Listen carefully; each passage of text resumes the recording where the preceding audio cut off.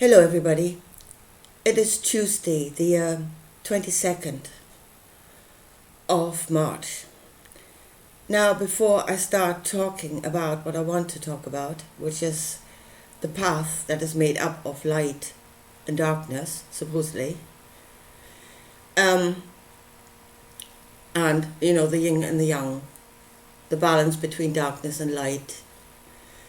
Now, before I go there, I want to say something else. And it's been on my mind for a while. Well, I'm doing this channel to bring to people a new way of looking at things, because that is what we need. The world is the world it is because we are looking at it in a certain way, and we're doing according to that way. And we're doing the same thing over and over again. So what we need to do is change our perspective. And here's a change in my own perspective coming. And that is, I'm looking at channels and they're asking for donations. Yeah? I've done it once because I'd hit rock bottom. But, and it is like a feeling you're asking for charity. That is to say, you are below and you need to receive of somebody above. And that is actually not the case. And that's where I have to adjust my own perception of this thing. I will ask for donations for this channel. For myself, because I am that channel. Because what I'm saying here is not coming out of nothing. It takes time. And it takes energy. It is a works. And it takes up a lot of my energy. Yeah? And while I'm sitting here proclaiming the way of the cross, don't ask for yourself, is wrong, I'm doing it myself. So I'm correcting myself. If this is any good to you, then give something back. Because as it is, man does not live by the Spirit alone. Yeah? Anyway, I leave it at that. And from now on, I will start my videos with asking. As the others do, because it's actually quite right. If they put in the works, they should receive something back. If I do this as a works, I should receive something back. Anyway, okay, so let's go to light, dark and light. And it was just a few days ago that I heard Greg Braden, that he had the realization that the path is made up of light and darkness. That they both exist. And he saw himself on a path, going through it, through the middle of it. So, and there is our perception where the light is. Light is on the one side and darkness is on the other. He also said that he quite often took the path of judgment. That is to say, I don't know if it was a dream, I think it was a recurring dream that he was talking about. That he naturally veered toward the light. And it never got him to the end of the path where he wanted to go.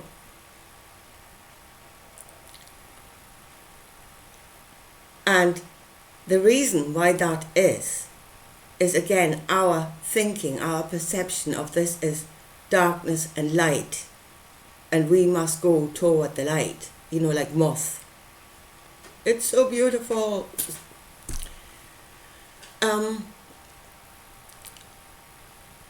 That is the wrong perception.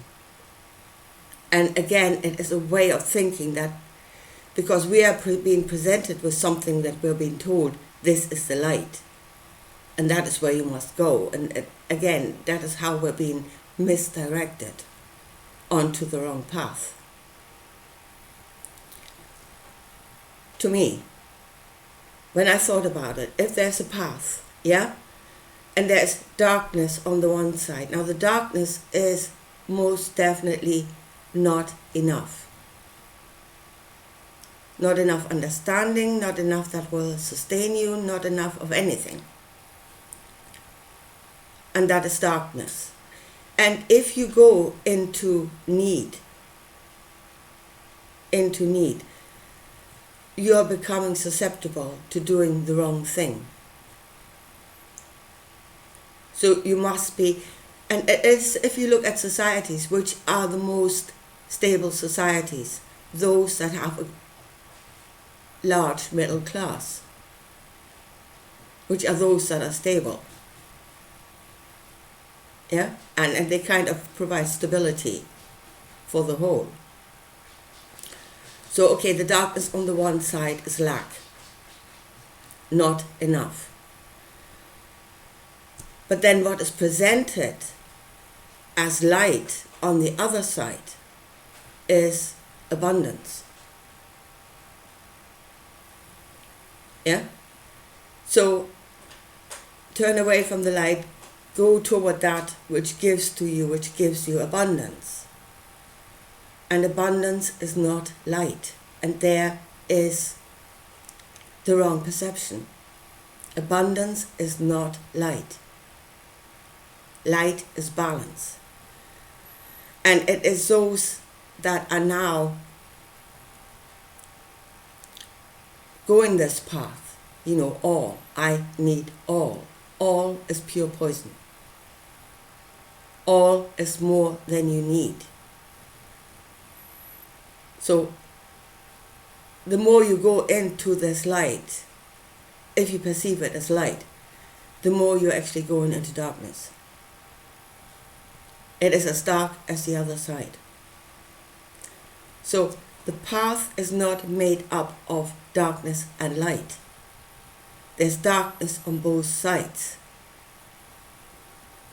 The only light is in the middle, is yourself.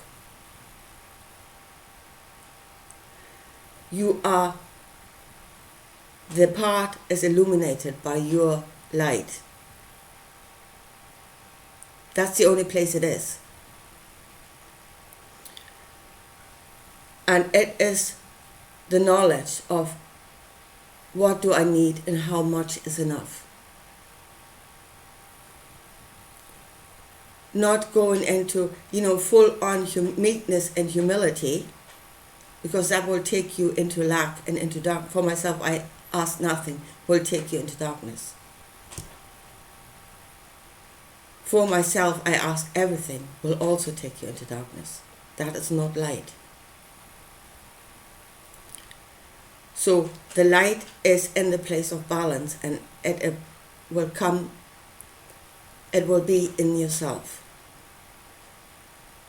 It will produce light in you when you are in that place. So that again, there's a new perception of what light and darkness actually is and where the light actually is. It's in you, when you are in the right place. I was thinking about charity. And again, what Jesus said, when he talked about the woman that gave her last 2 pence, and he said, out of her need, she gave more. And he kind of elevated that. But if you look like at the Old Testament, yeah, and God speaking, I think it was Jacob, I'm not sure, but I think it was Jacob. And he said, give me 10% of your increase. Increase, not out of your need. Give out of your increase. So, and then if you think about it, if you think that lack and abundance, more than you need, are actually both darkness, then if you give out of your abundance, out of your increase, and you're making yourself feel like, elevated, you're elevated, he is in the darkness. If you have more than you need, you're actually in darkness yourself. So by giving charity to the one that is presumably in darkness, in lack, you are creating balance not only for him, because you're lifting him up to the light, to the right place, where the light would be in him, to the middle. But you are lowering yourself in giving to the same place. So in giving charity, you're not only doing for others because you're actually giving to yourself. If you have more than you need, then by giving to others, you are giving to yourself, because you are putting yourself back into the right place. And it is not that the one that has more is elevated in the light. He's in as much darkness. It is just bringing balance to the two and bringing both of them into the right place. Now, the problem with the teachings that we are having, first of all, of course, we are being told we're not allowed to cherry pick, what is true and what is not. It's all true. You must go with it. Don't cherry pick. You can't do that. But that is exactly what they're doing. They're very much cherry picking. They're elevating into our awareness that which will serve them. So that's the first thing. Yeah, so, and I said, somebody said that to me in a comment, don't cherry pick. I said, you have to. There's both good and bad in that. So you have to cherry pick what you think is good. You need to reason. You need to, you need to reason looking at that book. So that's the first thing. We must cherry pick. The next thing is that this whole idea about enlightened people, like the Buddha, like others in those teachings. And when we look at that, we're assuming two things. When we look at those teachings, we're assuming two things. We're going from two assumptions which, again, are wrong. One is that they are infallible. And the second is that whatever they are saying is all. So if the Buddha says desire causes suffering, then we are using those two assumptions. First of all, that the Buddha was infallible, and secondly, that that statement is all there is. That you cannot build on it or look in more detail, which is intelligence. Go and desire causes suffering and don't think about it, it's stupidity.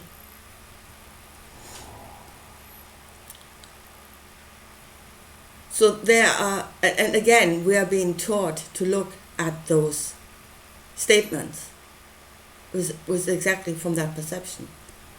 They're infallible, they're enlightened being, they know it all. They know it all. And they don't. I don't know it all. I do not want to nor expect to people to just run with this.